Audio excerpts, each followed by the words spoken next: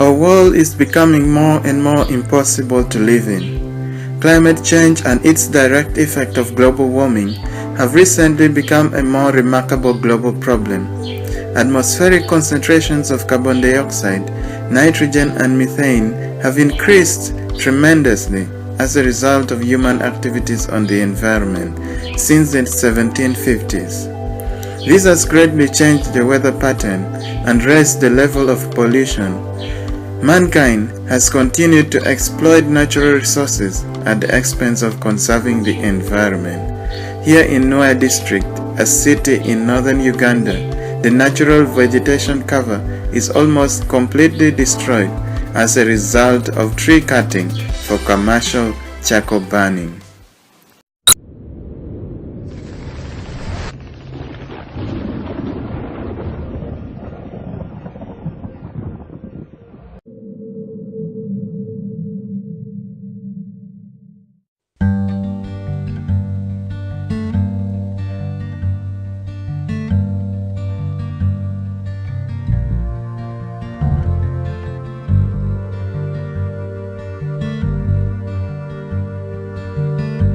This is Nyamukino Parish, where we are, and surely if you can see how it is right now, but the time back, when I came in this place, some 10 years back now, it used not to be like this.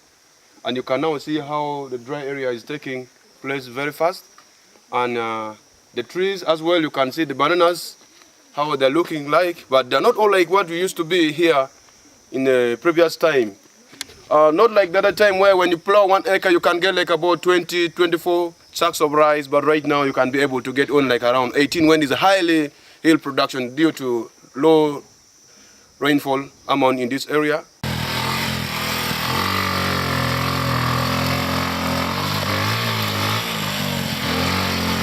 The experience going through the roads leading to Godokwara village, where massive cutting down of trees for charcoal burning is taking place, is terrible. It takes hours to navigate this road before you can reach your destination.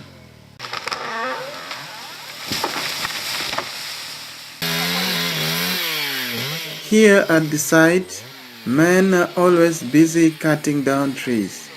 It is estimated that one power saw alone can cut down between 500 to 1,000 trees in a day.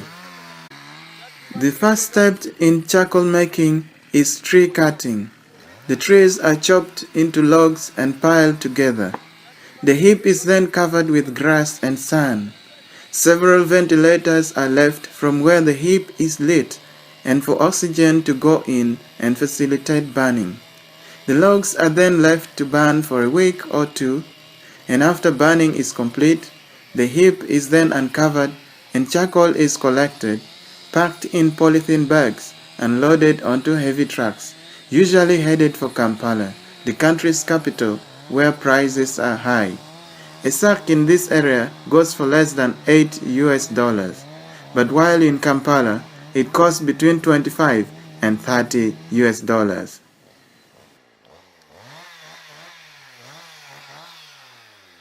What happens to the soil after this process is that the soil becomes infertile. Soil microorganisms die, and the top fertile layer is roasted in the fire. The soil is rendered barren, and it is of no use to a farmer. Charcoal is the major source of energy in Uganda and is responsible for the massive cutting down of trees. After the LRA war, which crippled the region's economic capabilities, most of the residents resorted to selling their land to commercial dealers as a means of earning a living.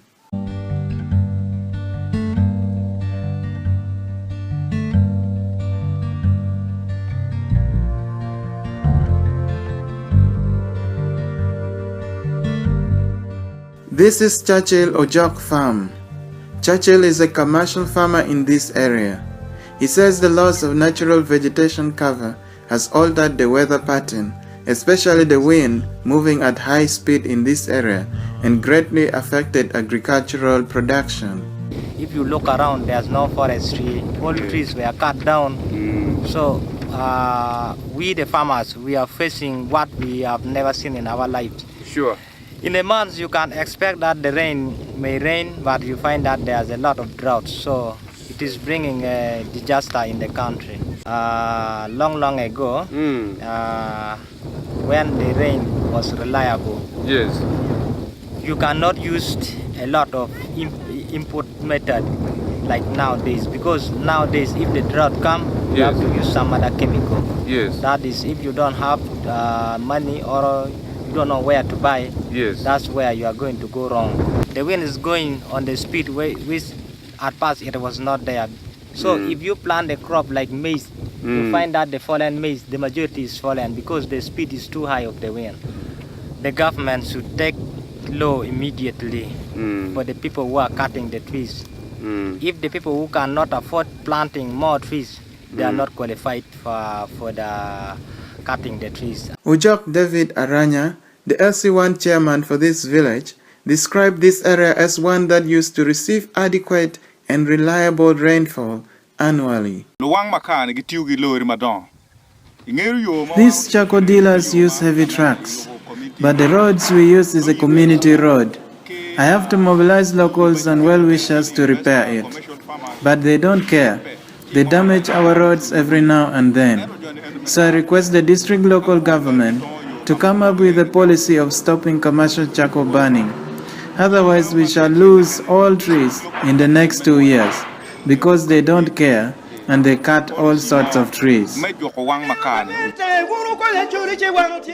At the sub-county headquarters, we met the chairman LC3 and his colleagues, who explained to us why and what could be the driving force behind this damaging business. Charcoal business started just slowly in the sub-county, where as sub-county we thought it is not going to be the way it is now. As actually we are not used to charcoal burning, but after these people from eastern and western came, they start teaching our community on how to make the charcoal. What we are getting it as edict for the sub-county is that when you go to the district to talk against anyone who are burning the charcoal here, for them they don't respond. Charcoal burning is not only causing environmental degradation, but also fueling family feud.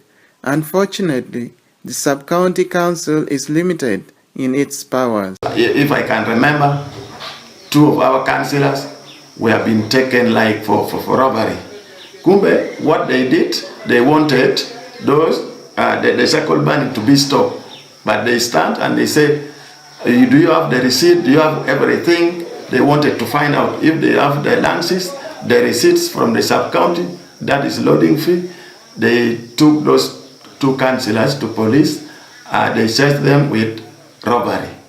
So now, as political side, we don't go and maybe ask for those things. We have put the technical staff, maybe the sub-accountant and the parish chief, together with the sub-county chief, to go and look for those old things. If it is there, we don't stop them. But if it is not there, they have been stopping. But not political side, because political side, we are being threatened. The rate at which these trees are being cut is alarming, and local leaders fear that soon there may be no trees left in the area, which was once covered by thick natural vegetation. We have got indiscriminate cutting of trees, whereby even they don't select, to the extent whereby they even uproot the trees and the roots are burnt, turned into charcoal. And the worst part of it, you'll find that we used to have some other streams that was flowing normally. But when you go down there on the ground, you'll find that the water table or the water coverage, the way how it used to flow, it is really narrowing day and night. Just a few meters away from the sub-county headquarters exists a revenue checkpoint with a mandate to collect taxes from commercial charcoal dealers. It is estimated that 3 to 4 trucks pass by every day, each carrying between 70 to 80 sacks of charcoal. We asked the chairman if he thinks this business could ever come to an end. It is going to end. And by the time it is come to an end, we shall not see any single trees. Yeah. So it's like it's going to end when there is no trees. When there's no trees, it will end. In 2009, the district acted on a council resolution and imposed sanctions on commercial charcoal dealers. We have decided to put a strict laws on taxes that are accrued from the forest products, and we are taxing based on the rates, which is deterrent in nature, and we believe that this is a practice that is going to help to minimize the deforestation in our district. So as a district, we are doing everything possible to make sure we control this forest so that we regulate the climate of our areas. We have taken many of the illegal charcoal dealers to court. We have impounded lorries and lorries of charcoals, and we believe this is one way of deterring the charcoal dealers. Farming still remains the backbone of this region, but without reliable rainfall, food crisis may soon set in. Religious leaders and other stakeholders also feel aggrieved by. Every day, I one time counted while coming back from Kampala, 165 trucks of charcoal, fuso, lorries carrying charcoal. And the box body trailers goes deep into Atiak villages. They load and close their doors, charcoal packed on the long trucks, covered. And worst of all, our people sell, they hire their land cheaply. Somebody hiring 4 acres of land at only 600,000, and somebody has to really cut down all the trees, turn it into charcoal, goes and sell in Kampala. People are making millions of money on the ignorance of people. So I blame the leaderships in Acoli. The leaderships at all levels, we are not doing enough. The recent refugee influx in northern Uganda has threatened to make things even worse. However, some local NGOs have come to the fore in trying to save the environment by providing energy stoves that use less charcoal and reduce wastage. Why we are giving out the energy saving stove for these beneficiaries because of the increased influx of refugees. There is also high increase of depletion and environmental degradation, which Caritas have seen it's so dangerous to the current global issues, especially the rain pattern is reducing and the heat is increasing and the trees are going down every day. So we are looking forward to reduce some of this effect by giving them energy saving stoves so that they can reduce the tree cutting activities and also see a way of conserving the environment. While climate change is largely a result of the greenhouse emissions from the wealthy nations, locals believe tree cutting could also contribute to this global phenomenon. It is for this reason that people like Gilbert Olanya, the Honorable Member of Parliament for Kilak County, recently launched a tree planting project in a bid to curb against strong winds and avoid desertification. With this project, Honorable Gilbert hopes to plant 20,000 trees each year for the next 10 years. Many of our people survive strictly on charcoal and wood for their cooking. Therefore, our area is becoming dry and dry and dry. So we came up with the initiative of planting trees each and every year. My office shall provide 10,000 trees. And I call upon the community to add on more 10,000. It means our target is to plant 20,000 trees every year in Kilak South. I am very confident after 5 to 10 years we shall recover all those forests that we lost to charcoal burning and logs and timbers. Charcoal burning may not be completely stopped because of the lack of alternative energy source for urban Ugandans. But with leaders such as Gilbert joining the fight, commercial charcoal burning may be stopped and tree cutting regulated.